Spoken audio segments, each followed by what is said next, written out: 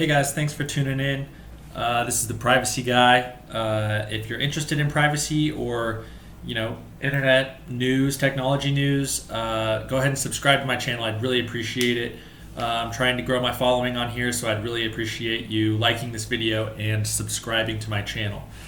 So today I wanted to talk about internet privacy and why I think it's kind of important that we really narrow down our focus and decide which parts of privacy are most important to us.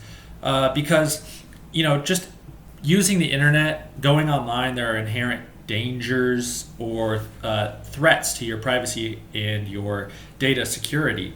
But I think we need to be careful in, one, just writing off anything that's connected to the internet because of its privacy concerns, and then two, deciding what level of privacy we think is important, and then drawing that line so we can more easily determine if something is good and we're willing to use it, or if it's bad and we're against it. Now, why all this is important is because we see in the news regularly that companies like Google or Facebook are invading people's privacy or making people uncomfortable, just with the thought of how these companies are collecting information about you. And I really, I'm against a lot of the practices that these companies do because, it doesn't allow people to express themselves freely. It doesn't allow people to,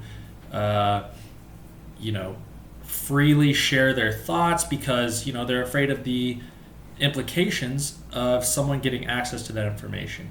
And then there's also the threat of losing, the conversations you have online or the data you send over the internet. So that could be your, Facebook messages getting leaked and, you suffering the consequences of one, someone stealing or using that information against you, or you discussing something that might be frowned upon. You say something that you wouldn't say in public, whatever it may be.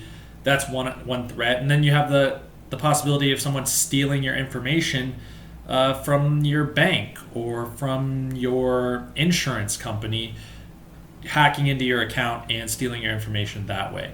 So these are kind of two things that people think about the most when they think about internet privacy. But there's other ways that these companies are invading our privacy, and that is devices like Amazon Echo or Nest cameras or Ring cameras. All these tools are constantly collecting information. And if at any point the companies behind these tools want to access that information or use that information for marketing purposes or even sell that information to another company, they're pretty much free to do so. And so I think if we're going to reach a point in the future where we can use the internet freely and also not have to worry about our privacy, there's really some steps we have to take to get there. And I think one is that we need to regulate companies like Google, Facebook, Amazon in how they can process your information, how they can collect it, how they can store it, and and then finally, how they can get permission to do that. Because right now, when you sign up for most services online, you have to agree to a terms of service agreement. And guess what? There can be tons of little claims in there that you would go, oh, well, I'm not okay with that level of tracking, or, oh, whoa, I didn't realize this service collected my location data, or whatever it is. And we don't realize that. But then when we find out that the companies are doing it, we're upset. And so I think this model is kind of broken. We need to move away from allowing companies to give us these long, complicated documents about how they're tracking us and move towards something where people are aware of what they're opting into, give them the choice to opt into certain things and not others. Because right now, it's hard to hold companies accountable if they're able to just, clear their hands of it by, putting every single tracking thing in a document and saying, okay, well, I agree to that.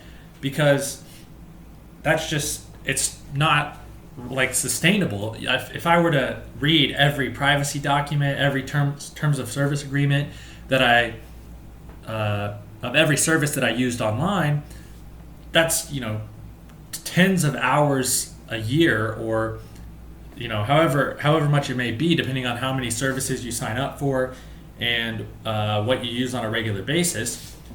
But I just think it's broken, and for right now, people are just willing to blindly accept these documents, and I don't think that will help build a culture that embraces privacy, because it requires so much extra effort. And if I have to read a 50-page document every time I sign up for a new service, if I actually care about privacy or whatever, probably just not going to read that document and not sign up for the service. Or if I don't care, then I just blindly agree to this and then just hope that, I didn't sign my life away in this document that I didn't read. So I think we just need to focus on embracing privacy rather than giving corporations like Google, Amazon, Facebook, whoever, the power to collect a ton of our information just freely, because we think, or we're told that it's convenient or it's the best way for us to interact with these products. So whether that's through government regulation, whether that's through the companies themselves self-regulating and deciding that they're not going to collect user data, which is probably not going to happen because that's sacrificing profits and that's money that they're leaving on the table by not collecting that data.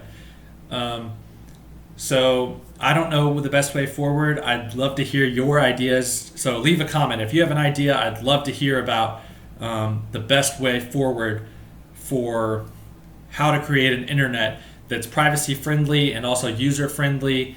I don't know how to get there, and I'd really love to hear your thoughts about it. So leave a comment, subscribe to my channel. Thanks for watching. Have a good day.